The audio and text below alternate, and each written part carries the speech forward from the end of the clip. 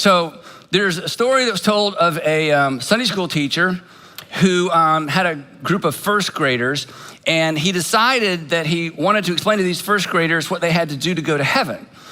But he decided before he did that, he wanted to know what they already knew, so he thought he would ask them a series of questions to discover kind of where they were in their understanding of heaven and what it took to go to heaven. So he asked them the first question. He says, okay, kids, if I sold my house and my car and had a big garage sale and gave all the money to the church, would that get me into heaven? And all the kids went, no. He said, all right. Second question. If I cleaned the church, mowed the church lawn and kept everything neat and tidy, would that get me into heaven? All the kids are like, no. He said, what about this? What if I'm kind to animals and give candy to children? Would that get me into heaven? And the kids are like, no. And he said, well then, how can I get into heaven? And the kid in the back stood up and said, you gotta be dead. So today we are in part one of our three-part series, Heaven. Who goes there other than just dead people? Anyway, now you know this because you're part of this statistic. Most Americans believe in heaven. Most Americans believe in some sort of afterlife, a good place, you know. And most Americans, maybe because we're Americans, most of us believe we're going there.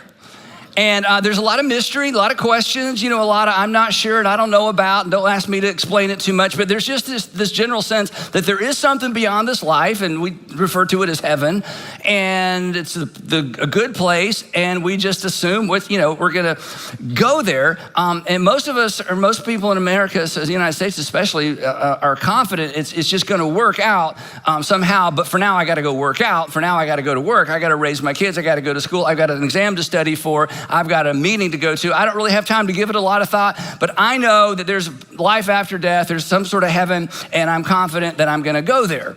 And the two assumptions that fuel this confidence that most Americans have, the two assumptions are these, that good people go to heaven, and the second assumption is, I'm a good person. I'm good enough for sure, right? For heaven. The good people go, bad people, who knows? Don't want to think about that, but good people go to heaven. I'm a good person and I'm a busy person, and I'm sure somebody else has figured it out. I don't have a lot of time to give a lot of thought to that. Now, some Christians reject this formula, and some Christians reject part of it, and other Christians accept some version of it. So I thought since we're in church, we should talk about it, right? Now, there are obviously some advantages to this way of thinking that, good people go to heaven, I'm a good person. There are several advantages. One advantage is this, that it's just or it's fair. I mean, it only makes sense that good people would go to a good place if there's a place to go to after this life. It's just, it's fair. Good people should be rewarded for being good in this life. And everybody, for the most part, knows what good is and knows what bad is and knows how to be good. And this whole idea is embedded in just about every religious system in some version or another with some variations. And come on, everybody can't be wrong. Number two, here's another advantage. You make the cut, right? Because you're a good person. In fact, compared to some people, you're amazing. I mean, you're an amazing person. And none of us like to admit this because we all hate judgmental people. We don't want to be judgmental. But, in your quiet moments and your imaginary conversations with yourself, you're better than, and you're better than, and you're better than.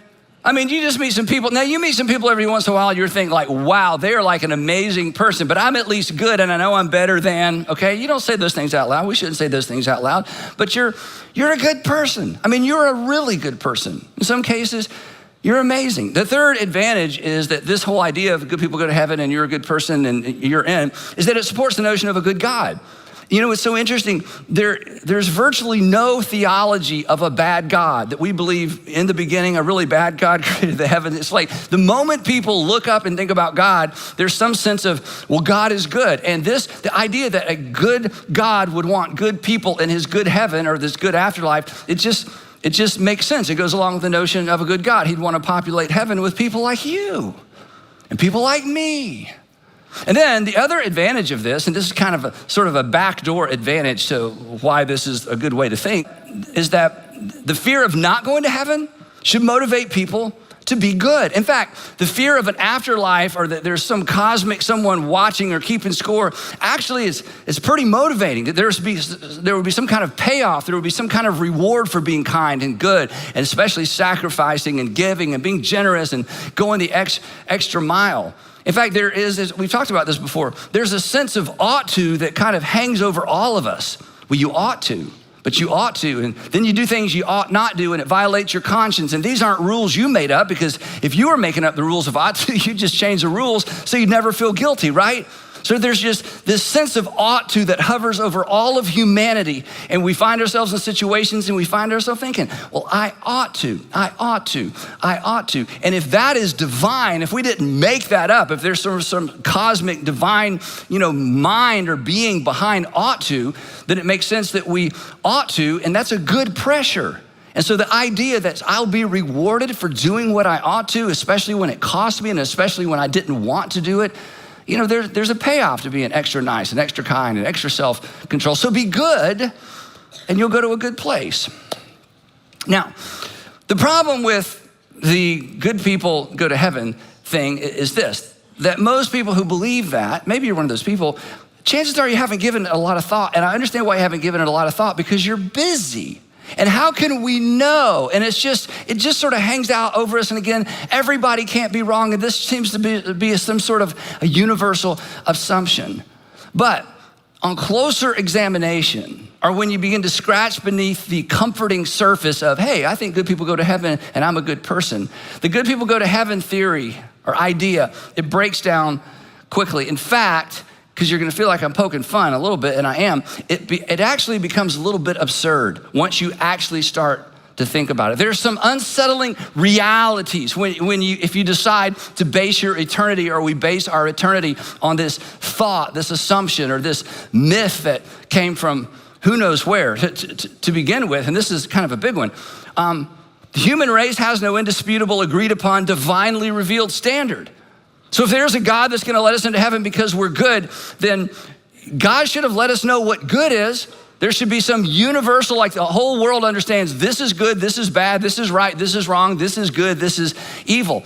But there is no multi-generational, and that's the part we forget about. It's not just a snapshot of this generation, in our year and, the modern world. There's no multi-generational, universal set of rules to measure our behavior against. And all of you know enough history to know this. I mean, isn't it true that the idea, the concept of justice and the concept of morality and the concept of good, it's been all over the map historically, right?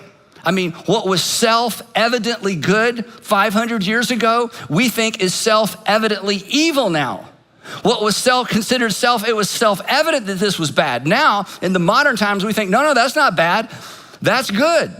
So how do we know? I mean, a couple of illustrations, and I think these are I think these are kind of show-stopping illustrations. You may not identify with this, but based on the current ethic of how women should be treated in the modern world, I mean, the whole idea that men and women are equal, I mean, that seems like duh to us, because we were raised in a generation and raised in a place where men and women, they have equality, and there's dignity to both. And, we wouldn't even question that. That is self-evident to us.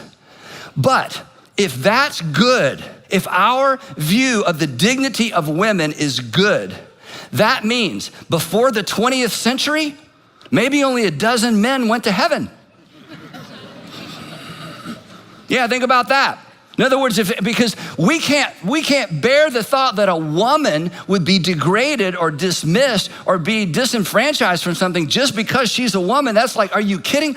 But not too long ago, that was the assumption. It was self-evident that men were just a better species than women. And in some parts of the world, that's still an assumption. That's just still self-evident. Well, I think that's a huge bad thing. I think that's horribly wrong. So how could a good God possibly let a bunch of men into heaven who lived their whole life thinking that? So again, I just don't think there'd be many men, earlier than the 19th century that made it to heaven. It's kind of absurd, isn't it? Well, women, you're thinking, oh, I love this. We're not done. So, the ladies shouldn't get too excited, because this is another tough one. Based on our current Western understanding of the dignity of all people, and our thoughts about slavery, then I'm afraid that maybe nobody before the 16th century went to heaven, except maybe slaves. Because all over the world, it was self-evident. I mean, it's like, it was just a duh. It was just an assumption. Some people were born to own and to rule. Other people were born to be owned and to be ruled over. I'm not talking about slavery in the United States. I'm talking about all over the world. In every single culture, there were slaves. People were owned. Well, we think, goodness, what could be, pardon my grammar, what could be badder than that? I mean, you've done some bad things, but I mean, what could possibly be worse than treating a human being as if they're a possession, or treating a human being worse than you treat your cattle? I would just think anybody that did any of that, or who even acknowledged that that's an okay thing or a good thing, or, I'm not rich enough to have slaves, but I hope one day I'm rich enough to have my own slaves. Anybody who thought that way or supported that way of thinking, I mean, that's so horrible. None of those people should go to heaven, should they? But if that's the case, before the 16th century, wow, who made it to heaven? My point is simply this, that good, isn't it true? Good's a moving target. It's a moving target culturally. It's a moving target generationally. It's a moving target nationally. And if we're real honest, it's a moving target personally. Because there are things that bother you now that didn't bother you in an earlier time of your life, in your life. There are things that bother you in this season of life that you consider bad, that once upon a time, you not only did they not bother you, you just thought they were good. So how do we know what good is? It's constantly changing. There is no consensus. There's not even consensus in the world in this generation, much less when you take into consideration previous generations. Now, of course, some people want to say, wait, Andy, you're the pastor, you're the preacher. You should know better. The Bible, come on, Andy. The Bible tells us the standard. The Bible gives us the standard. The Bible tells us right from wrong and good and bad. And the Bible is the standard by which we should measure our behavior. And the Bible tells us enough about good to know whether or not we're good enough to go to heaven. But I don't advise you use the Bible, because if the Bible is the standard, you do not make the cut. Okay, sometimes people will toss out, the 10 Commandments, I try to keep the 10 Commandments. Now, nobody has these conversations with me anymore because I'm a pastor. Nobody wants to talk to me about important stuff, But back when, I was a student and I was in graduate school, and I loved, sort of finding these conversations, and people toss out, what about the 10 Commandments? And I would always say, well, name them.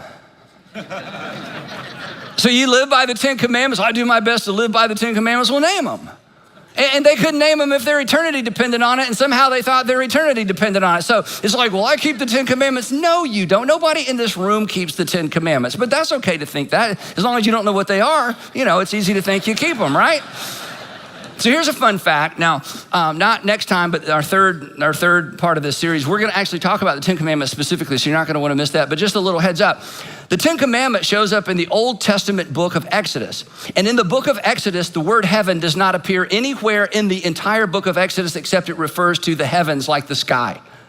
There is no correlation between the 10 Commandments or any of the laws given by God and going to heaven. In fact, the Old Testament doesn't have any theology of an afterlife. It's kind of sad. Everybody goes to Sheol. Everybody. See, in Sheol, what's Sheol? I don't know. It's just where you go. We don't know anything about it. That's the whole Old Testament. And yet in the Old Testament, we find all these rules and all these laws. So the Old Testament is no help, and the 10 Commandments are certainly no help, because nowhere connected to the 10 Commandments is there, if you keep these, here's what's going to happen to you in an afterlife. Now, the New Testament is actually worse, because the New Testament is full of stuff about heaven. In fact, in the New Testament, there's more said about heaven than any other ancient literature that talks about the afterlife, by far. There's so much about eternity and so much about heaven, but the New Testament's a bit of a tease, because in the New Testament, if we're trying to find a way to work our way to heaven, the message is good luck, you're doomed. I mean, here's what Paul wrote, and Paul was a great Jew. He was a Pharisee. He was like, Paul was one of the goodest, no, it's not the right really a word. He was one of the goodest of all the good people. And then he becomes a Jesus follower. And when he understands the message of Jesus, and when he kind of gets a fuller picture of eternity, here's what he wrote. He said, there's no one righteous, not even one. There's no one good, not even one.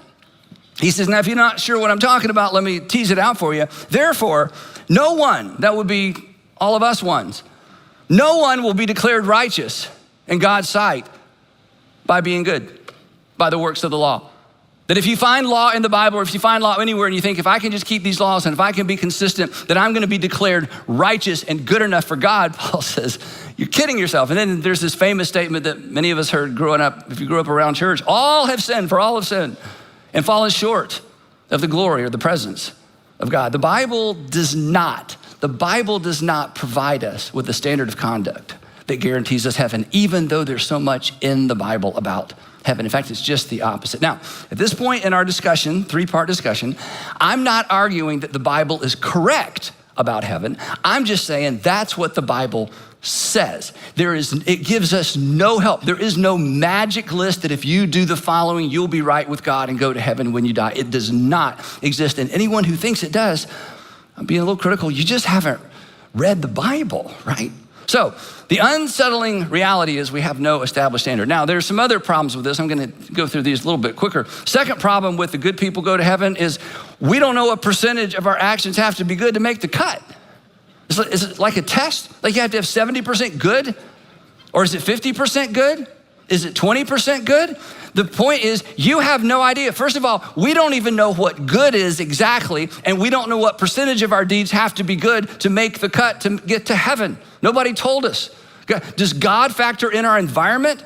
I don't know if that's a good thing or not, because I grew up in an environment where I am so accountable. Like I mentioned before, I'm a preacher's kid. I know all the chapters and verse. I knew about sin before I even knew what the sin was. It's like, thou shalt not. What is that? You'll find out, son. Just memorize that. Don't do it, when you figure it out. So I'm so accountable, but my environment. But other people grew up in an environment where there was no teaching necessarily about right or wrong or morality. So does God take our environment into account? Well, we know what we would say. Well, I would if I were God. Yeah, me too. But you're not God, and I'm not God. And God never told us, does he take environment into account? And here's one. This is scary. At what age do our deeds start counting? I hope somewhere past 50, right? When does God start saying, start the ledger sheet? Oh my goodness. When does it start? I know I'm kind of making fun, I'm kind of poking, but shouldn't we know? Come on. If heaven depends on this, shouldn't the formula and shouldn't the system be a little bit clearer, right? Number three, we don't know if thoughts and motives count against us. This is just what we do or why we did what we did. How about this? According to the, good people go, you could be out of time and not know it. You may have done so many bad things that you don't have enough time to do enough good things to make up for your bad things. I know, and you kind of chuckle, but we don't know. What if that's the case? And again, you don't even know how the bad things measured against each other. You're thinking, well, this was super bad, this wasn't that bad, but you don't know you're making that up. You may have done so many bad things that you do not have time to make up for them, and you don't even know if there's a way to make up for them. See, we think, well, my good outweighs my bad. Well, that's an interesting thought. First of all, you define what's good and bad. You decide what the scale looks like, and you decide which way it tips, but you have no idea if God even has a scale. There may be bad things you do that just you're out, period, no matter how many good things you do. But what if you're out of time? You could be doomed and not know it, which means you're being good for nothing. You're trying to be a good person going, did you see it? Did you see it? Did you see it? Could you not think about that? Could you see it? And you could be doing all this good stuff for nothing because it doesn't count because you've already done so many bad things. You say, Andy, this is kind of absurd. I know. You scratch beneath the surface of the good people go to heaven idea and it falls completely apart. And then here's another one. You could miss heaven by one good deed. There's got to be a cutoff, right? There's got to be a group that's, you were so close. Sorry, you were. I know it's kind of silly. Oh, good. In other words, think about it. You were right on the edge. The scale was tipping in your direction. And if you had not lost your temper with that customer service agent, you'd still be in, but you lost your temper and you're out. And you don't even know you're out. One infraction bumped you out. But here's the really big problem with the whole system. I want you to think about this. If good people go to heaven, if there's some cosmic scale if that's how it really works,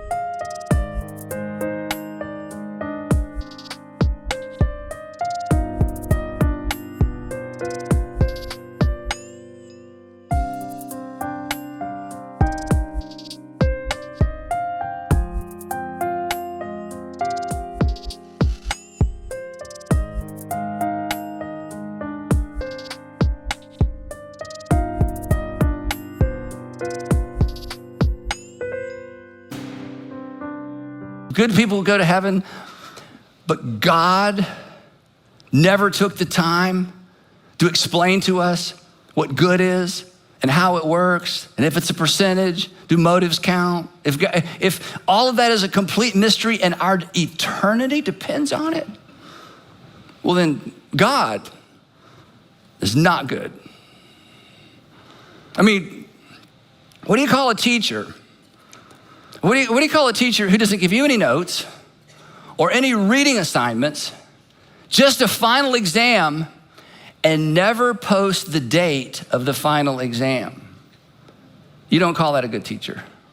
What do you call a boss who is gonna give you a performance review, but never gave you a job description or an explanation of what your boss expects? What do you call that? You might call that your boss. I hope not. But you don't say that's a good boss. Or what about this? What about a road race? Like, a race that you run in. What about a road race where the race officials don't post signs marking out the path of the race? They don't even publicize the distance that you have to run. And they establish the finish line after the race has already begun. That's not good. That's not fair. And that's not just. But if good people go to heaven, that's the situation. That's the situation. If good people go to heaven, then God is not good by the way we measure good. God is not just by the way we measure justice, and God is not fair by the way we measure fairness. And our understanding of goodness, justice, and fairness is the system we're operating off of, trying to earn our way to heaven. What if God has a very different view of goodness and justice and fairness? And what if he refused or failed to reveal that? Now, that's what some people believe. But the point is simply this. Scratch beneath the surface. Examine this whole view carefully, and it becomes absurd. It falls apart. It breaks down. We're supposed to be good so we can go be with a good God who never defined the terms, who failed to tell us how good is good enough. Because if God is good the way we understand good, he should show up. He should show up every generation or so and give us the updated version of good, because so much has changed. He needs to tell us what's expected. There needs to be good enough 2022.0, right? Because come on, with technology, good has changed. I mean, there are whole categories of crimes that didn't exist 100 years ago or 500 years ago. I mean, the world is a different place. So God would need to show up every generation or so and say, let me update the rules. I mean, it's a whole different world. Now you're traveling all over the world. He should, if God really cared and if there was a way to work our way to heaven, then we would need an update year after, almost, generation after generation, or maybe even more than that. So this is really important. It's really important because how do we sleep at night? What do we say at funerals? I mean, when you do what I do, you're a little bit in the funeral business. I've done hundreds, I guess, of funerals, all kinds of funerals. What do you say at funerals? Joe was a really good man. He was good enough for us. I hope he was good enough for heaven. Let's pray to the God who left us all spinning in the wind and wondering where we stand in terms of eternity. What do we tell our children? What are we supposed to tell our children? I sort of looked around to find out, what do people tell their children? I ran across this article by psychoanalyst and author Erica Komisar. I'd never heard of her before, but I read this fascinating article, and here's what she wrote. She said, I'm often asked by parents, how do I talk to my child about death if I don't believe in God or heaven, which she doesn't? And my answer is always the same, she says, lie. Lie. Why lie? She says, because the idea that you simply die and turn to dust may work for some adults, not many adults, by the way. May work for some adults, but it doesn't help children. Ready for this? Belief in heaven helps them grapple with the tremendous and incomprehensible loss. So we lie? We just make stuff up? Just wishful thinking? And when we mourn, we don't mourn with hope, we mourn with, I don't know. Now, as you know, because you're smart people, super smart people, all of you are smart people. Only smart people tune in and watch and are part of our church. So you're thinking, I know, you're having arguments with me in your head. There are options to the good people go to heaven theory, right? Here's one, there's the God decides view. It's kind of God wills it, God just chooses. You're in, you're out. You're in, you're out. God just decides. And who are you to argue with God? It's like, well, I'd like to at least have a conversation. My eternity depends on it. How about my children? What do you mean I can't argue with God, talk to God? Nope. God just wills it. He chooses who he wills and he dooms who he wants to doom. And that's the end of that. And then there's this view. These are my words. This isn't like an official view, but this is what I call it. There's the you wouldn't recognize good if it bit you view. That is that you are so depraved, that we're so depraved that we are deprived of the ability to even recognize good or know good from evil. So there's no point in God telling us the good that we have to do because we're too depraved and deprived to even recognize the good, and we don't have the power to do it.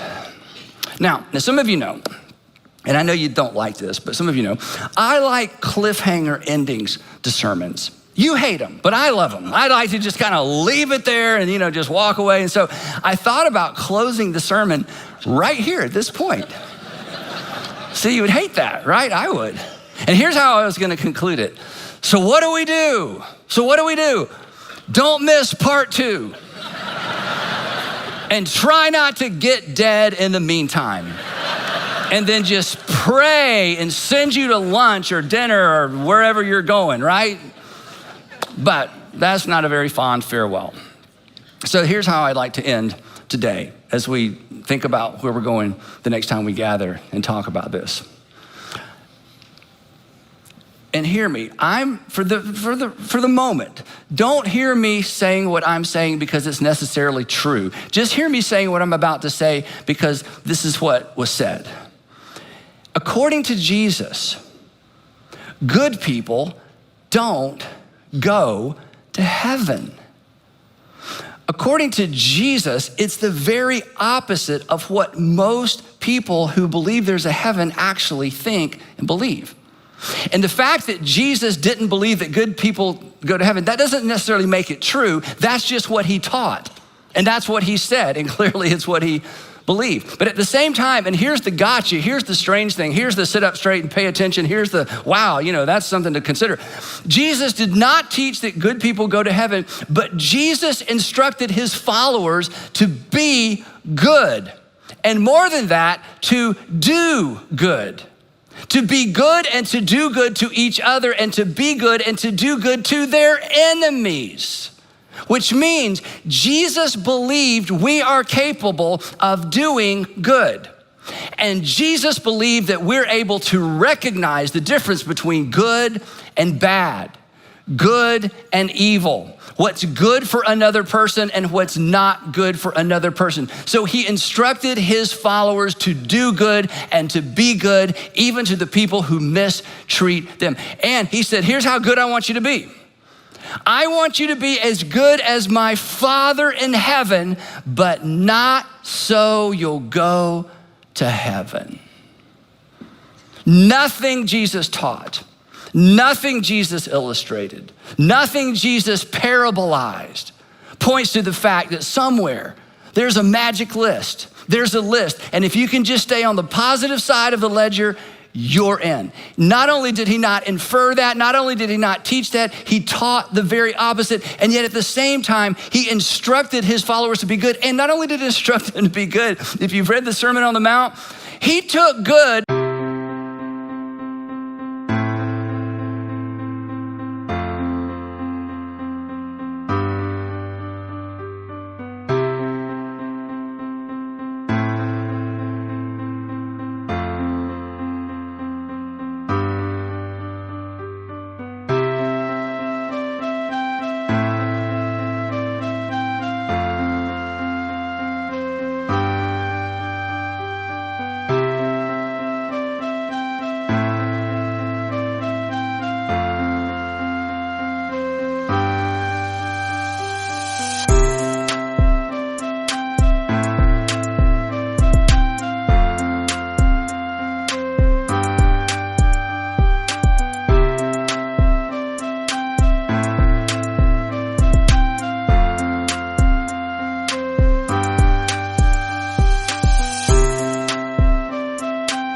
To a whole nother level. He took good to such a level that the best people, the goodest people, the Pharisees and the teachers of the law, they found themselves condemned under Jesus' teaching as not even being good enough to keep their own laws. And yet never once did Jesus infer that if you're good enough, you'll spend eternity in heaven. Now, that doesn't mean Jesus was right. My point is this. When it comes to the good people go to heaven, you got to take everything about Jesus, everything he did, everything he taught, and you have to take it off the table and set it aside because Jesus and the teaching of Jesus is irrelevant to the thought that somehow there's a cosmic scale that if my good outweighs my bad, I'm good to go. Be like my Father in heaven, but not so you'll go to heaven. And then, you know the end of this story. The good people, Pharisees, teachers of the law keepers, and the bad people, the Romans, they conspired together and they killed him. They crucified him. But he had the final word. Because from the cross, it's so amazing, from the cross, he said to a very bad man, I will see you on the other side. If Jesus is who his first century followers claimed he is, that's really good news. You don't have to lie to your children. You don't have to lie to your grandchildren. Let me tell you what's good news. And again, this is my world. When you lose a loved one, you can grieve with hope. You can full on grief with hope. I've done so many funerals, and most of the funerals I do, I'm surrounded by Jesus followers who grieve with hope. But I've done some gravesides, and I've done some funerals where it was all grief, very little hope. If good people go to heaven and you have no idea how the system works, there's not much hope. And yet the followers of Jesus stated clearly, you can grieve with hope. Again, I'm not arguing Jesus was right. I'm just telling you what he taught. If Jesus was correct, this is so amazing. Don't let your mind rush ahead, okay? If Jesus was correct, God so loved the world that he showed up. And he didn't have to show up every generation to update the rules. He showed up one time to show us the way, to tell us the way. And then when Jesus was questioned, as blasphemous as this was, he said, fellas, I am the way. Instead of giving us a list, God gave us himself. For God so loved the world that he gave his one and only son, that whoever behaves like him, that whoever behaves correctly, whoever does more good than bad. No, this is why you got to take Jesus out of the equation. The good people go to heaven equation. Whoever puts their trust in him, believes in him, that person will not be lost to God, regardless of what they've done or didn't do. will not be lost to God, or your English text says will not perish, but they'll have something the Old Testament never refers to. In the context of life after death, you'll have eternal life. If Jesus was correct, this is amazing. And let me tell you who wrote this, okay? This is John. I say this all the time, but I'm gonna keep saying it. This is John, who spent 3.5 years with Jesus, saw the whole thing. John, who took care of Mary's mother after the fact. Don't you know he had great questions? Okay, like when he was 11, about when he was 10, about when he was 12, okay, about his brothers and sisters. This is John, who knew the whole story from beginning to end, takes care of Mary until Mary passes away later.